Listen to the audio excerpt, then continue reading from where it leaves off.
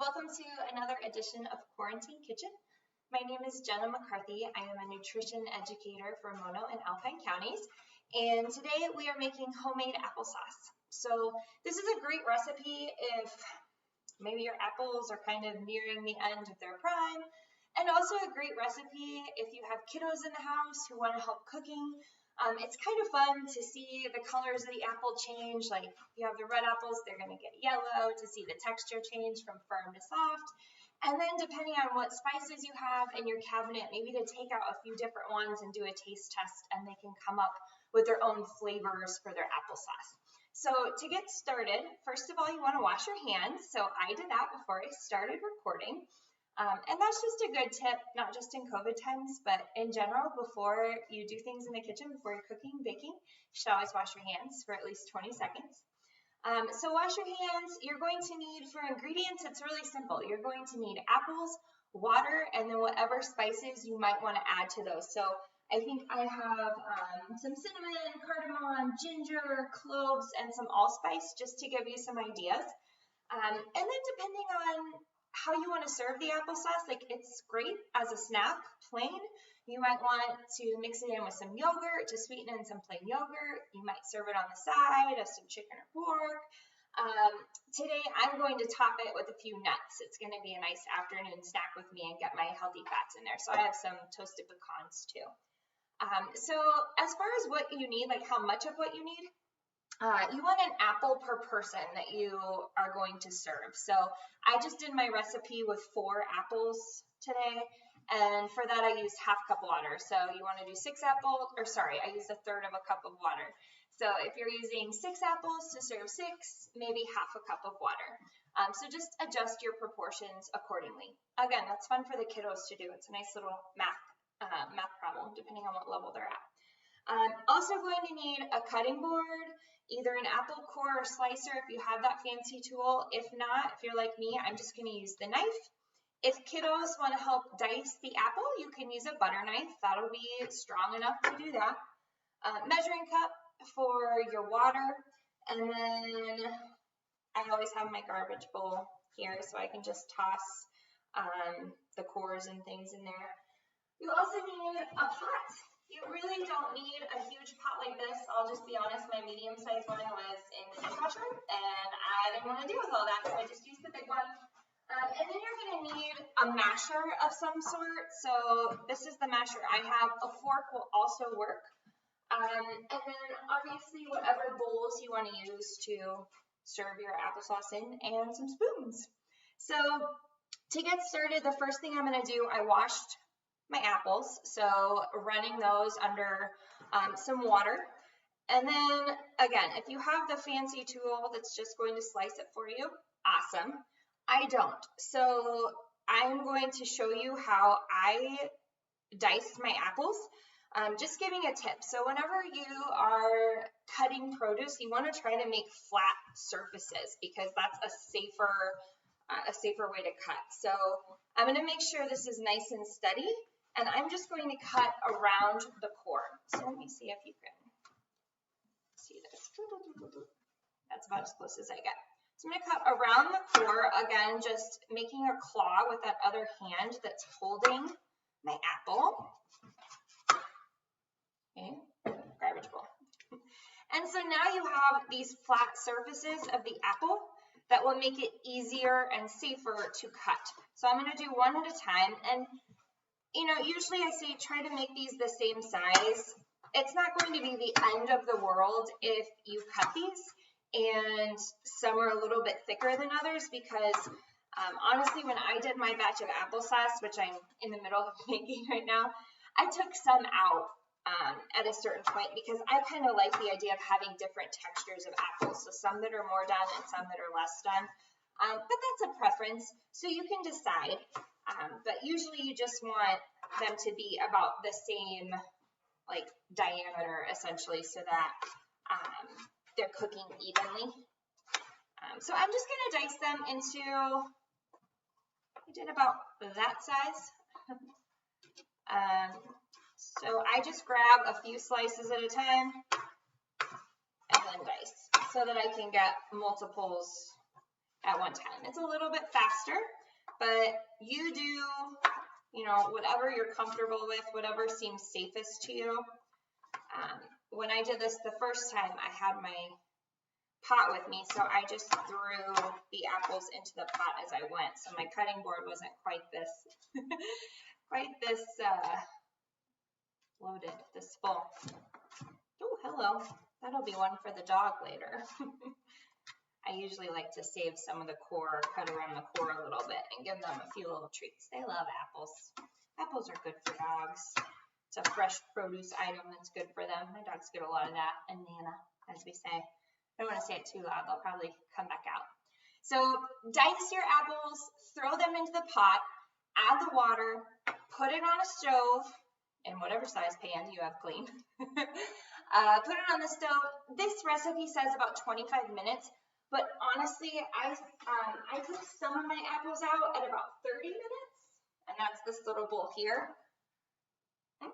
And then I did the rest of them for 35 minutes. So it just might be the temperature I had them on. It might be the weather today. I don't know. But you can just check them after 25 minutes and see if you think that they are mushy enough for you. So this has been cooling. You want to let it set and cool maybe for 10 minutes. You can stir it. I'll show you right. See, look, they've turned yellow. Kids can stir it to help cool it, you know, getting that air in there. But once you have it cool, we're just going to mash it. So I'm going to add these. Again, I just took that one off a little bit sooner. We'll see if it makes a big difference. So then we're going to mash. Do the apple mash. The apple mash. Let's see if I have to pay copyright on that now. Probably not. Hopefully it's short enough that I'm not going to get in trouble. But I tend to sing a lot when I'm cooking, or just in general. It's not just when I cook. If you work with me or around me, you probably know I like to make everything into a song. Walking the dogs into a song. It's not even just quarantine making me crazy. It's just me.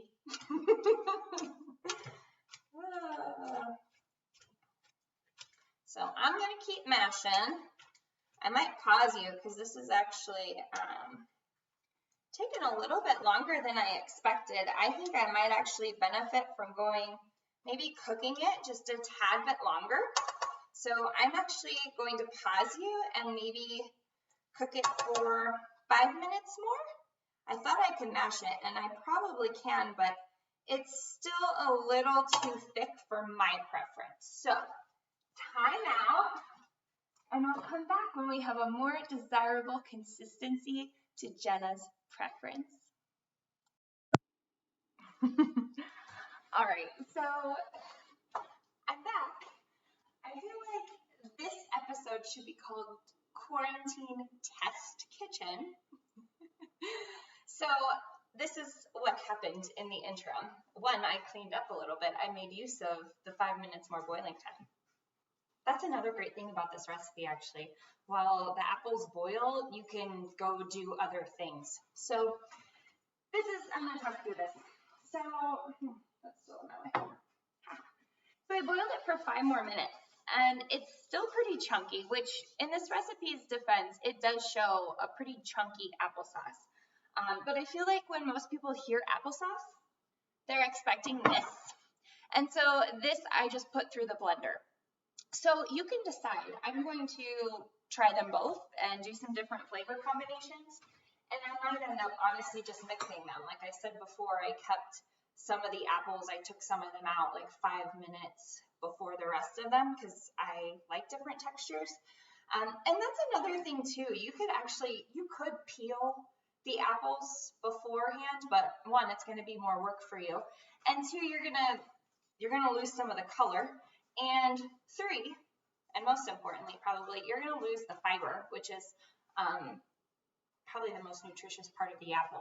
So again, it's up to you. It's your preference. I'm not there cooking for you, but just some tips. So I'm going to, this is kind of what I'm saying, like this is where it would be fun for kiddos to just try different flavors. So cinnamon is probably the most classic. You could also, I mean, let's be real, as I've been cooking this, I've been tasting it as I go, and it's warm and it's comforting. But my husband will tell you, I really like spice. This calls for, if you do 6 apples, it calls for half a teaspoon of spices. That's never going to be enough for me. And frankly, I mean, you're not adding sugar. So for me, spice is a really healthy alternative to that. But again, it's up to you. It's your preference. If you are kind of shy about spices, maybe just add a little bit. Again, this is kind of where it's fun to do a little bit of a tasting. So this is cinnamon. I'm actually going to do a little cinnamon. I'm trying to get just a tiny bit since it's since it's just a little taster. And I'm going to mix cloves and cardamom. I gotta be careful because my cloves always seems to come out really fast.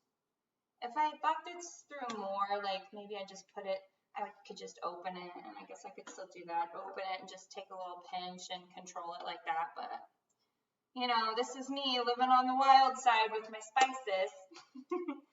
And maybe with the soft one, I'm just going to do the allspice. This is where they combine spices for you. And do that work. So let's just see. Nutmeg would also be good. I thought I got nutmeg out, but I didn't. All right, so this is thick guy. We're going to call this chunky applesauce. And this has the cinnamon, cardamom, which I love, and cloves. That's what I put in there. I can smell that cardamom.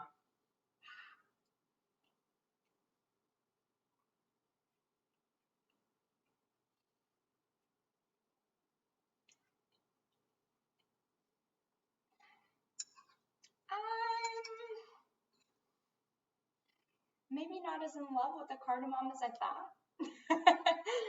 That might just need some more cinnamon, so that's what I'm going to put in there.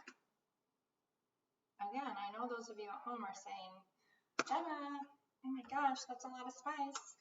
And I'm going to say, I know, I told you I like a lot of spice. I don't care.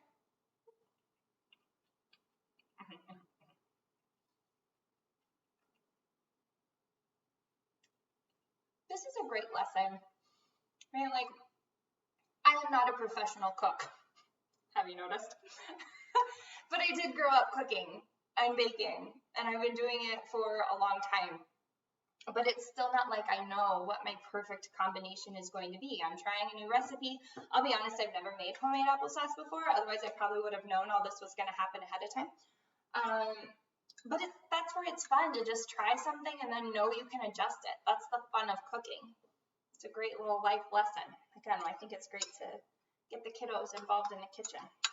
All right, so this is allspice. Again, they've done the work for me of putting those spices together. Also going to be a different texture. I didn't mind the chunky, but we'll see.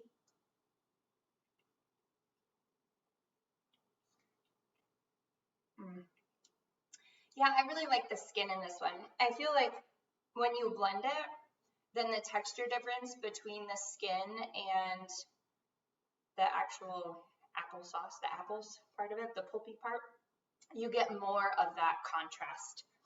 I think I like my spice blend better, but I think I prefer the blended. But again, it can also depend on how you're going to serve it. If you're mixing it in with yogurt, you might like that chunky because the yogurt's going to be smooth. So that's automatically going to give you those textural differences. But, you know, if you just want it plain as a snack, you might prefer the nice, creamy, smooth one. So again, we have different options here. Try them a few different ways. I will say, as I was mashing, and I only mashed half of that, which would be like 2 apples, I was getting a little tired. I was going back and forth, right hand, left hand, and then realizing how uncoordinated I am with my left hand. But that's where the kiddos come in because they can all take turns mashing and getting their workout in the kitchen. But try it different ways. Tell me what you think. Tell me your spice preferences. Tell me, kiddos, did you find a new spice you like? I'd love to hear that stuff. So put it in the comments below or email me at janemccarthycss@gmail.com. We'll see you next time for another edition of Quarantine Kitchen. Maybe Quarantine Test Kitchen. I hope you have a great day. I hope you stay healthy. I hope you stay safe. And I hope you stay sane. Bye.